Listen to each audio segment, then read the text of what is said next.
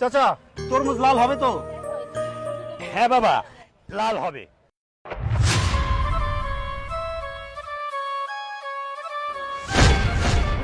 আপনার বইয়ের ব্যাগে 5 লাখ টাকা আছে না ভিডিও?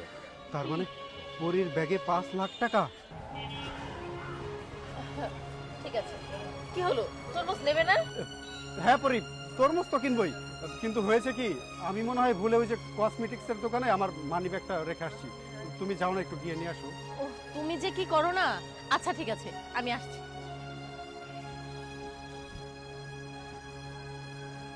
এই তরমুজওয়ালার বাচ্চা, আমার বইয়ের ব্যাগে যে 5 লক্ষ টাকা আছে সেটা তুই কিভাবে জানলি? হ্যাঁ, আমার বইয়ের নামে মিথ্যা বলা হচ্ছে তাই না? স্যার আমার সাথে রাগ করেন না, আমি সত্যি কইতেছি আপনার বউর ব্যাগের মধ্যে 5 লক্ষ টাকা আছে। চাপ, একটা কথা বলবি না তুই। ইনকাম করে আমি জানি না, আর ও একটা টাকাও আমার কাছ থেকে না বলে নেয় না, আর ওর ব্যাগে 5 লাখ টাকা না? বিশ্বাস করেন স্যার, আপনার বউর ব্যাগের মধ্যে 5 লক্ষ টাকা আছে, আর সেই 5 লক্ষ টাকা দিয়ে আপনার বউ কি করবো আপনি জানেন? তুমি আসছো? হ্যাঁ হ্যাঁ আসছি।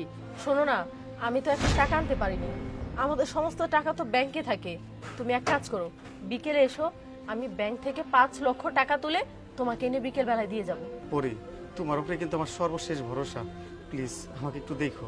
আমার দোকানে যে প্রতিদিন তরমুজ কিনে সেই নাইম স্যারের বউ না? নাইম স্যারের বউ ওই স্যারের লগে কি করতেছে উনি? তুমি কোনো চিন্তা করো না, আমি ঠিক বিকেল 5টায় তোমাকে 5 লক্ষ টাকা দিয়ে যাব, কেমন? ও মা, স্যারের লগে মনে হয় নাইম স্যারের বউর লগে কোনো সম্পর্ক আছে, তো টাকা পয়সা সবকিছু ওই স্যারের দিয়ে দিব। আচ্ছা আমি যাই। ঠিক আছে। না, যেভাবে হোক এই জিনিসটা আমার স্যারের জানাই তৈব। ঠিক আছে, তোর কথা যদি সত্যি হয় তাহলে তো ভালো, আর যদি মিথ্যা হয় তাহলে তোর খবর আছে। আচ্ছা, তুমি শুধু শুধু আমাকে কেন কষ্ট করালে?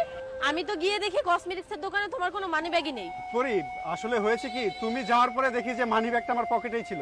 আর শোনো না, আমার তো অফিস থেকে একটা ইমার্জেন্সি কল আসছে, আমার এক্ষুনি অফিসে যেতে হবে। আমি বাসায় যাওয়ার পথে তরমুজ কিনে নিয়ে যাবো। হ্যাঁ আচ্ছা ঠিক আছে, দাঁড়াও, একটা কল আসছে। হ্যালো,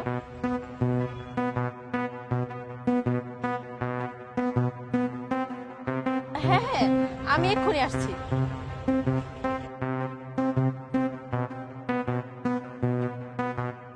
আচ্ছা রাখি।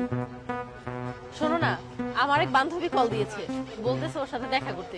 আমি একটু যাই না, ওর সাথে দেখা করে আসি। আচ্ছা যাও।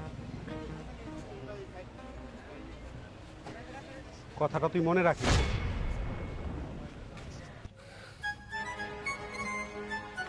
ও তুমি আসছো, টাকা নিয়ে আসছো তো না? নিয়ে আসছি, দাঁড়াও। এই যে, থ্যাংক ইউ। ঠিক আছে, তুমি ঠিকভাবে কাজটা করো, কেমন? দাঁড়াও।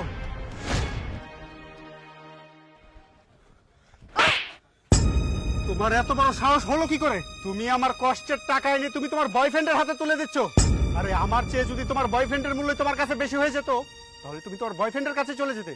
তুমি কোন সাহসে আমার 5 লক্ষ টাকা তুমি তোমার বয়ফ্রেন্ডের হাতে তুলে দিচ্ছ? আরে আমার কথাটা তো। এই চুপ, একদম চুপ।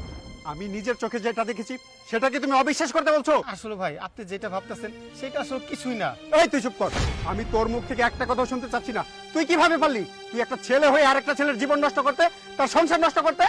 আহা নাইম, তুমি আমার কথাটা শোনো। তুমি সত্যিই আমাকে ভুল বুঝতেছো। চোখের দেখাও না সবসময় সত্যি হয় না।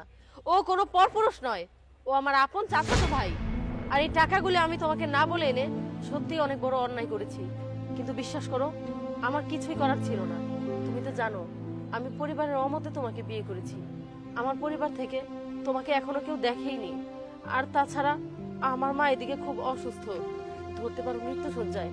আমি তো আর তাকে দেখতে যেতে পারি না তোমাকে না বলে। আমার মার চিকিৎসার জন্য এই কিছু টাকা আমি দিয়েছি, তুমি আমাকে ক্ষমা করে দাও। ছিছি পরি, ক্ষমা চেয়ে আমাকে আর লজ্জা দিও না। আমি আসলে জানতাম না যে তোমার মা এতটা অসুস্থ। যদি জানতাম, তোমার মায়ের চিকিৎসার জন্য আমি নিজেই তোমাকে টাকা দিতাম, সাথে তোমার মাকে আমি দেখতেও যেতাম। আর ভাই, আপনি আমাকে ক্ষমা করে দিন, আমি আপনার সাথে অনেক খারাপ ব্যবহার করে ফেলেছি। পরি চলো, এখন আর কথা বাড়িয়ে লাভ নেই। আমি তোমার সাথে তোমার মাকে দেখতে যাবো। চলো। চলো।